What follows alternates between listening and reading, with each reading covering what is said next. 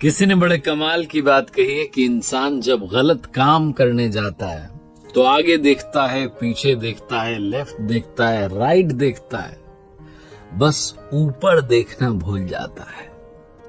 नमस्ते दोस्तों, मैं हूं आरजे कार्तिक। एक बड़ी छोटी सी कहानी एक महात्मा जी की, जो अपने शिष्य के साथ भ्रमण पर निकले हुए थे।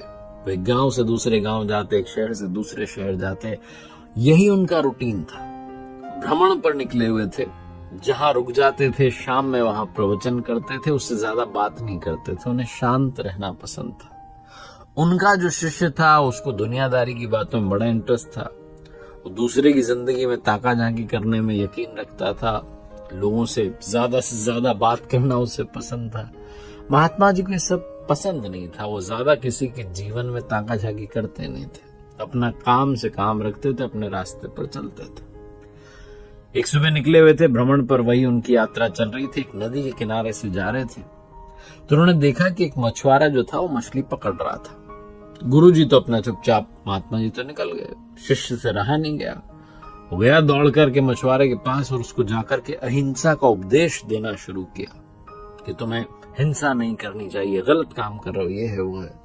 बहुत उसे समझाया। मछुआरे ने शुरू में रिएक्ट नहीं किया, शुरू में ज्यादा बोला नहीं, लेकिन जब वो शिष्य बोले ही जा रहा था, ज्ञान पर ज्ञान दिए जा रहा था, तो मछुआरा जो था वो शुरू हो गया। दोनों के बीच में बहस होना शुरू हुई।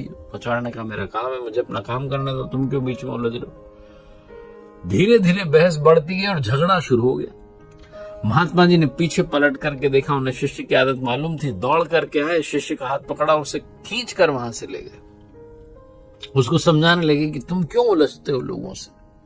शिष्य ने कहा, देखा नहीं आपने गुरुजी, गलत काम कर रहा है, मैं उसको शिक्षा दे रहा हूं कि हिंसा नहीं करनी चाहिए, अहिंसा का रास्ता अपनाओ। तो गुरुजी ने कहा, अरे तुम उसे क्यों शिक्षा दे रहे हो, तुम उसे क्यों उसके पीछे पड़े। तो शिष्य ने कहा कि मुझे समझाना पड़ेगा, वरना उसे कोई दंड तो दे नहीं रहा है। यहाँ के महाराजा ने भी कोई प्रावधान नहीं रखा है कि ऐसे लोगों को दंड मिले। गुरुजी ने कहा, यहाँ कोई किसी को दंड नहीं देगा, दंड तो वो देगा जिसको देना है। तो तुम्हें दंड देने की जरूरत नहीं है, तुम्हें ज्यादा सोचने की जरूरत नहीं है। शिष्य ने कहा, वो क्या दंड देगा। गुरुजी ने कहा, बस समय आने पर वो अपना फैसला सुना देता है, हमें इस पचड़े में पड़ने की जरूरत नहीं है, हमें झगड़ा करने की जरूरत नहीं है। शिष्य चुप हो गया। गुरुजी ने समझाई थी बात, ज्यादा बोला नहीं। इस बात को 2 साल बीत गए। कमाल हुआ कि उसी रास्ते से वापस जा रहे थे।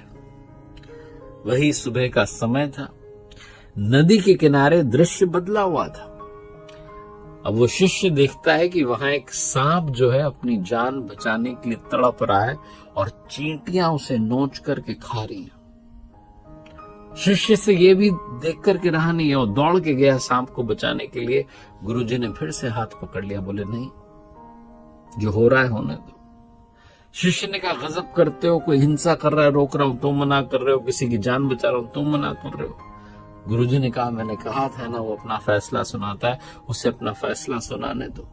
तुम्हें याद है आज से 2 साल पहले यहीं से तो निकले थे। ये जो सांप है मछुआरा था, मछलियां पकड़ रहा था, वो मछलियां चींटियां बन चुकी हैं। मछुआरा मरने के बाद अगले जन्म में सांप बन चुका है, अपनी करनी का फल भोग रहा है। तुम उसे मत रोको, और अगर रोकोगे तो उसे फिर से जन्म लेना पड़ेगा ये कर्मों का फल भोगने के लिए। ये ऊपर वाले का न्याय है।